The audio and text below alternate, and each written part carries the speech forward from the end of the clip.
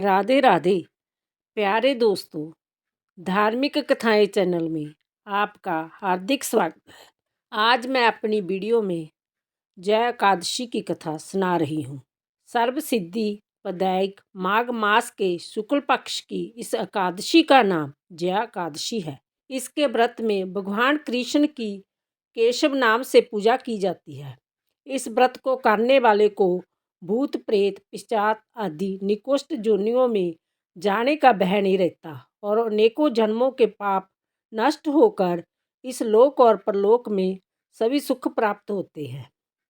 प्रिय दोस्तों, यदि आपने मेरा चैनल धार्मिक कथाएं लाइक और सब्सक्राइब नहीं किया तो ज़रूर करें। बेल आइकन दबाना ना भूलें ताकि आने वाली सभी वीडियोज की जानकारी आपको सबसे पहले हो सके।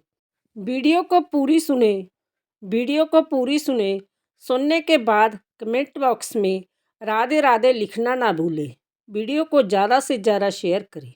ये दोस्तों, धर्मराज युधिष्ठिर ने भगवान श्री कृष्ण से कहा, हे जनार्दन, आपने माघ मास के कृष्ण पक्ष की षटतिला एकादशी का अत्यंत सुंदर वर्णन किया। अब आप कृपा करके माघ शुक्ला एकादशी का क्या नाम है, व्रत की विधि और उस दिन कौन से देवता का पूजन किया जाता है, विस्तार पूर्वक कहिए। श्री कृष्ण भगवान बोले, हे पांडुपुत्र, इस एकादशी का नाम जया है। इसका व्रत करने से मनुष्य ब्राह्मण हत्या आदि पापों से छूटकर स्वर्ग को प्राप्त करता है। पिशाच आदि जोनियों से भी मुक्ति मिल जाती है। अंतिम सभी को जय व्रत विधि पूर्वक करना चाहिए। अब मैं आपको पद्म पुराण की एक कथा सुनाता हूँ। दोस्तों, देवराज इंद्र स्वर्ग में राज करते थे और अन्य सभी देवगण सुखपूर्वक स्वर्ग में रहते थे। एक समय इंद्र अपने नंदन वन में अप्सराओं के साथ क्रीड़ा कर रहे थे और गंधर्व गान कर रहे थे। उन गंधर्वों में प्रसिद्ध पुष्पदत्त तथा उसकी कन्या पुष्पावती और चित्रसेन तथा उसकी स्त्री मालन भी थे। मालिन का पुत्र पुष्पबाण और उसका पुत्र मल्याबाण भी उपस्थित थे। उस समय पुष्पावती मल्याबाण को देखकर मोहित हो गई और काम वर्णों से चल्यामान होने लगी।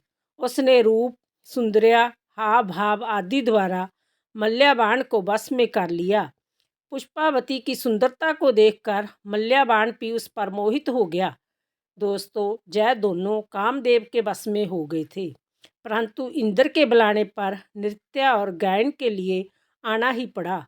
उन्होंने अप्सराओं के साथ गाना शुरू किया, परंतु कामदेव के प्रभाव से उनका मन न लगा और शुद्ध गायन करने लगे। इनकी भाव भंगमाओं को देखकर इंद्र ने इनके प्रेम को समझ लिया और इसमें अपना अपमान समझकर इन दोनों को श्राप दे दिया कि तुम मृत्युलोक में जाकर पिशाच का रूप धारण करो और अपने कर्मों का फल भोगो। दोस्तों, इंद्र का श्राप सुनकर जय दोनों अत्यंत दुखी हुए और हिमाचल पर्वत पर पिशाच बनकर अपना जीवन व्यतीत करने लगे। दोस्तों, रात दिन में उन्होंने एक क्षण भी निद्रा नहीं आती थी। उस स्थान पर अत्यंत सर्दी थी। उनके दांत सर्दी से कटकटा रहे थे। एक दिन पिशाच ने अपनी स्त्री से कहा, ना मालूम हमने पिछले जन्म में ऐसे कौन से पाप किए हैं जिससे हमें इतनी दुखदाई जय पिशाच जोनि प्राप्त हुई है। दोस्तों, देवलोक से एक दिन माघ मास के शुक्ल पक्ष की जया नाम की एकादशी आई। उस दिन इन दोनों ने कुछ भी भोजन नहीं किया और ना कोई पाप कर्म ही किया। वह दोनों अत्यंत दुखी मन से पीपल के वृक्ष के नीचे बैठे रहे। जब सूर्य नारायण अस्ताचल को चले गए तब रात्रि भर इन दोनों को सर्दी के कारण निंद्रा भी नहीं आई। दोस्तों, दूसरे दिन प्रातःकाल होते ही इस व्रत और रात्रि जागरण के प्रभाव से इनकी पश्चात देह छूट गई और अत्यंत सुंदर वस्त्रों तथा भूषणों से अलंकृत होकर दोनों ने स्वर्गलोक को प्रस्थान किया। उस समय आकाश में देवगण तथा गंधर्व उनकी स्तुति तथा पुष्प वर्षा करने लगे। दोस्तों, स्वर्ग में जाकर उन दोनों ने देवराज इंद्र को प्रणाम किया। इंद्र ने इनको उनके प्रथम रूप में देखकर अत्यंत चकित होकर पूछा, तुमने अपनी पश्चात जोनि से किस प्रकार छुटकारा पाया। सब हाल बतलाओ। जय सुनकर मल्यावान बोले, हे देवेंद्र, भगवान विष्णु की कृपा और जया एकादशी के व्रत के प्रभाव से हमारी पिशाच जुन्नी छूट गई। तब इंद्र बोले, हे मल्यावान, भगवान की कृपा और एकादशी के व्रत करने से केवल तुम्हारी पिशाच जुन्नी छूट गई है, वरना हम लोगों के भी बंदनीय हो गए हैं। भगवान विष्णु और शिव के भक्त हम लोगों के लिए भी वंदनीय है। अंत आपको धन्य है। दोस्तों, अब आप पुष्पावती के साथ जाकर विहार करो। श्री कृष्ण ने अंत में कहा, हे राजा युधिष्ठिर, इस जया एकादशी के व्रत से बुरी जुन्नी छूट जाती है। जिस मनुष्य ने इस एकादशी का व्रत किया है उसने मानो यक्ष, जप, तप आदि सब पुण्य कार्य कर लिए हैं।